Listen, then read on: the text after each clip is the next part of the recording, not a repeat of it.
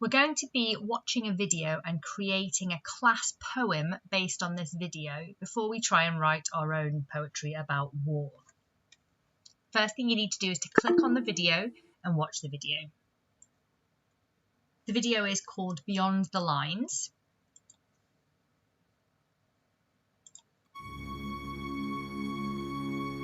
It's a very visual video. And it has some very, very strong images.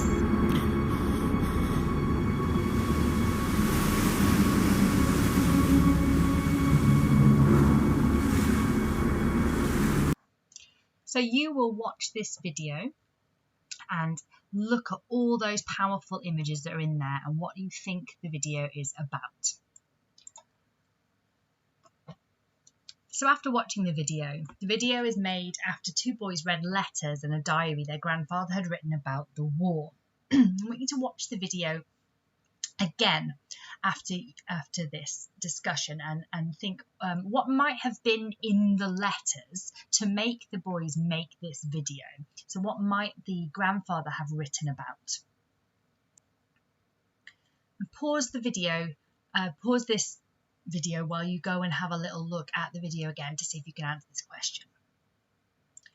Here are some key images that you will see in the video. There are helmets, there's running, there's trenches, there's the damp ground, there's bombs, there's death. It is a war video and it's quite harrowing. The grandfather and the grandmother try to sort of keep the horrors of war from their children.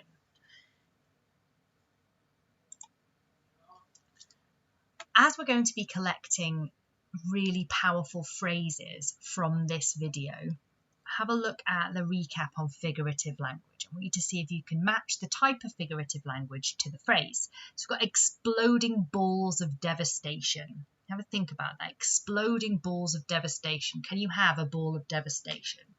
What is it referring to? Is it a helmet? Is it a bomb? What do you think is being talked about here? And why is it being described this way? Is that a simile? Is it a metaphor? Is it some personification, making something sound human?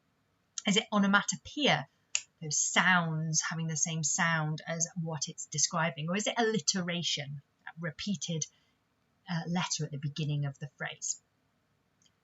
So have a see if you can connect the phrase with the type of figurative language. Exploding balls of devastation. Fear hiding in the immense trenches. Hard, harsh helmets. The ground as soggy as a swamp. Crash, deafening bombs falling.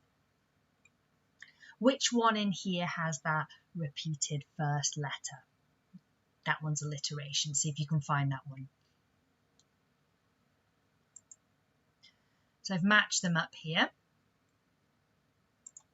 And you can see what they are. So you can use some of these in your own writing. That first one, exploding balls of devastation, that's a metaphor for a bomb in this case. Fear hiding in the immense trenches. The fear is not human, it can't normally hide, but we've personified it, we've given it human traits, fear hiding. Harsh helmets, that repeated H sound, the alliteration. The ground as soggy as a swamp. That's a simile. A simile always has as or like to do the comparing. So you could have said soggy ground like a swamp. Crash, deafening bombs falling. That crash is onomatopoeia. So your success criteria is here. You're going to be writing your own phrases about the video. You're going to write them onto a shared Google Doc. Now that's attached, but you can also click on this link right here to take you there. You're going to watch the video one more time. You're going to see if you pull out some really powerful images, and you're going to write phrases that describe what's happening, but you're going to use metaphor, simile, alliteration, personification, or onomatopoeia. Pick something and write a figurative phrase. Once again, here are some examples to help you.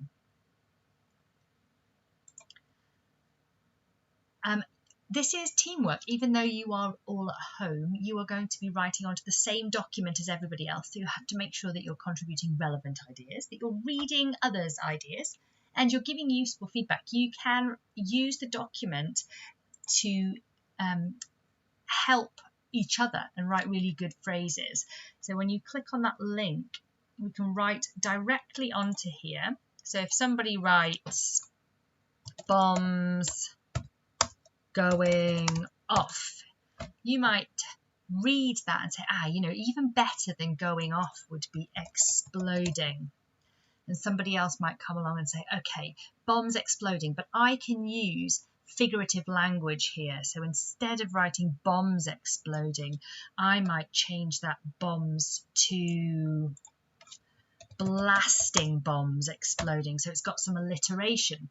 Or I might change that bombs and have a metaphor, blasting balls of dynamite exploding. Or even better, blasting balls of death, because that's what they do. So I'm putting a metaphor in there. So you can use this to edit and improve each other's work, and then you're going to use this as the basis for your own poetry.